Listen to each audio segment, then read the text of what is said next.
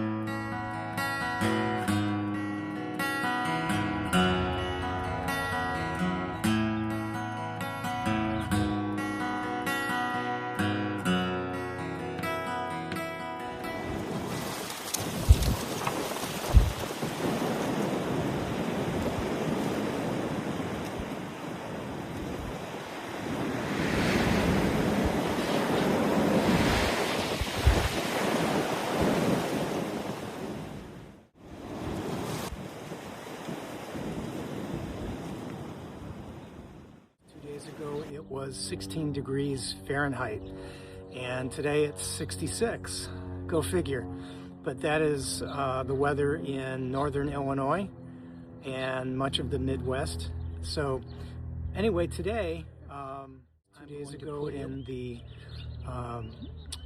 bulbs such as garlic, onions, I'm going to put in these string beans and also some flowers early on that can help with pest control right from the start, such as Alyssum and bachelor buttons. Hopefully this helps you.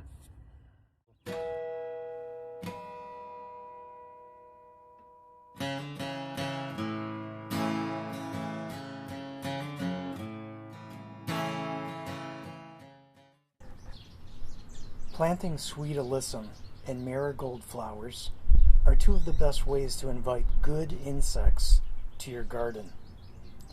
As for Alyssum, it's a flowering annual that attracts ladybugs, lacewings, butterflies, honeybees, hoverflies, and other beneficial insects. Ladybugs are mostly predatory and great aphid eaters, as well as consuming mealybugs, ants, ticks, fruit flies, squash bugs, spider mites, and more. Lacewings, and especially their larvae, can consume up to 600 aphids before they pupate, which is 2 to 3 weeks.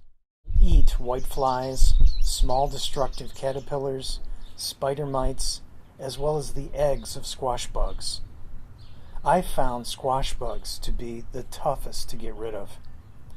Daily viewing or searching underneath the squash plant leaves or zucchini leaves, you can find the bugs with their eggs and simply squish them.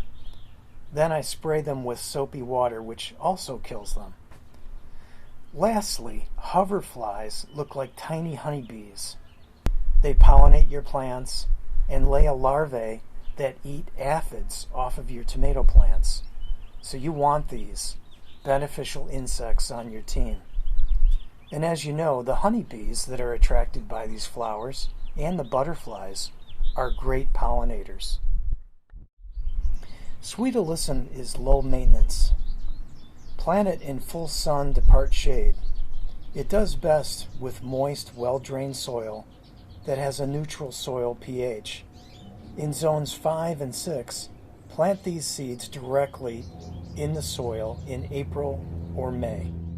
Bloom time is spring, summer, and winter with white, pink, and purple flowers. Depending on the type of Alyssum, the plant height is approximately 3 to 10 inches.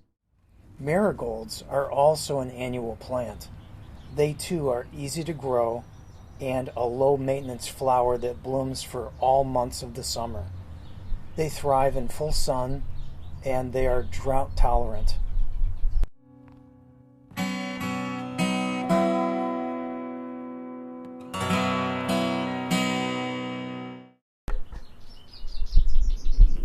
Making a frost tunnel has helped me to get an early jump on the planting of my marigolds and my alyssum.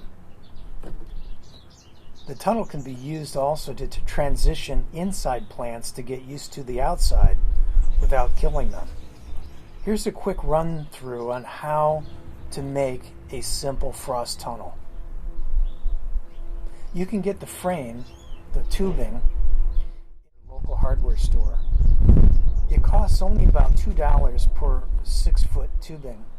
So if you make a 6-foot frost tunnel, as I did, use 4 of these 6-foot tubes, and it only costs about $8. Using 3/4 inch thick tubing, just make sure whatever thickness you choose, it's sturdy enough to withstand strong wind and to be able to push into the ground, and flexible enough to bend into arches.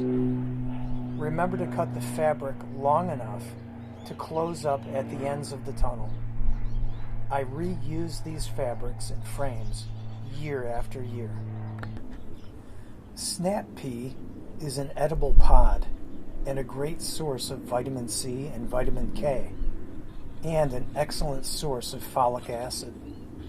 Folates are one of the B-complex groups of vitamins essential for cellular DNA synthesis and low in calories. Seed them directly outdoors in full sun in spring or fall when temperatures are cool. Use 1 or 2 seeds every 2 inches apart and 1 inch deep. Sugar snap grows vigorously with vines that need to be supported with a trellis for 2 rows. Make it 4 to 6 feet tall. I made this simple trellis out of fallen tree branches in our yard and bound them up using some twine.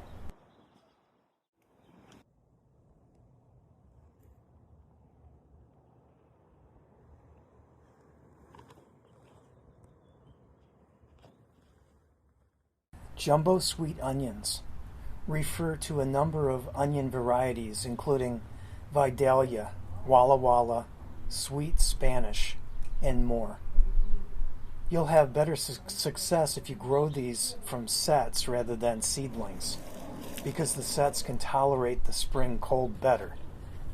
Of most importance is full sun and well-drained soil.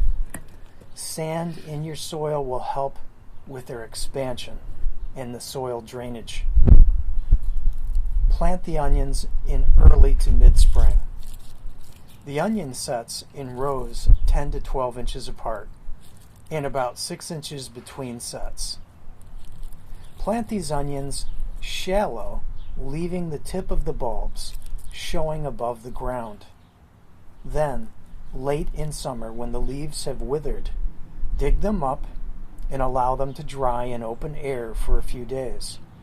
After that, store them indoors in a cool, dry place. Strawberries are perennial, returning each year in zones 4 or warmer.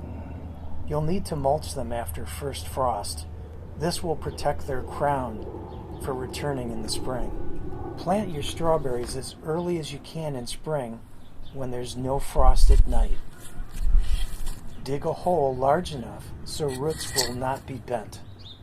Make sure you stretch out the roots and not leave them circled together, and then space them out 4 to 6 inches, and simply pick them as they ripen.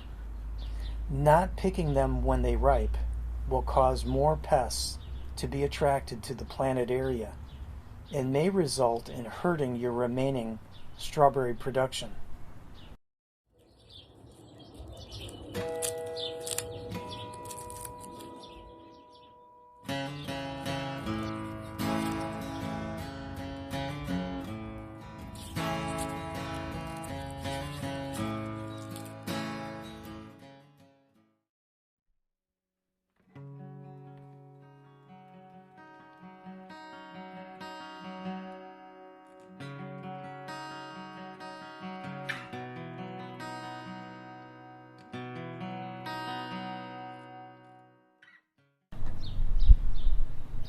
I love asparagus.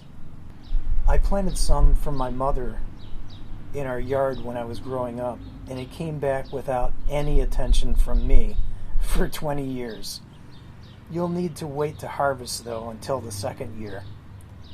And then, every year after that, you'll have delicious asparagus spears, giving 57% of daily vitamin K and 34% of daily folate.